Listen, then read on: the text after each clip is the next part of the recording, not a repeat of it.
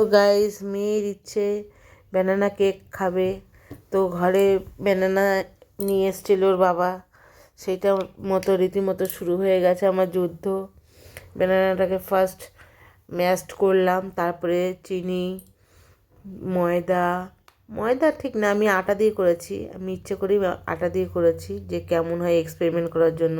তারপর একটু গুঁড়ো দুধ দিয়ে দিয়েছি, কনডেন্স মিল্ক দিয়েছি, তেল দিয়েছি, সব কিছু দিয়ে, বেকিং পাউডার, বেকিং সোডা সব কিছু দিয়ে ভালো করে ম্যাশড করেছি, ফেটিয়েছি। ফেটানোর পরে দিয়ে তারপরে ফ্রি হিট করে নিয়েছিলাম কড়াইতে। আমার মাইক্রোওভেন আছে, কিন্তু আমি ভাবলাম যে না, আমি একটু ওভেনেই করব না, আমি গ্যাসে করব। দিয়ে তারপরে রীতিমতো সেই যুদ্ধ চললো, ফেটালাম অনেক সময়, সব কিছু দিয়ে ফেটিয়ে লাস্টে কড়াইতে বসালাম। কড়াইতে বসিয়ে আমার কেক রেডি। টাটা।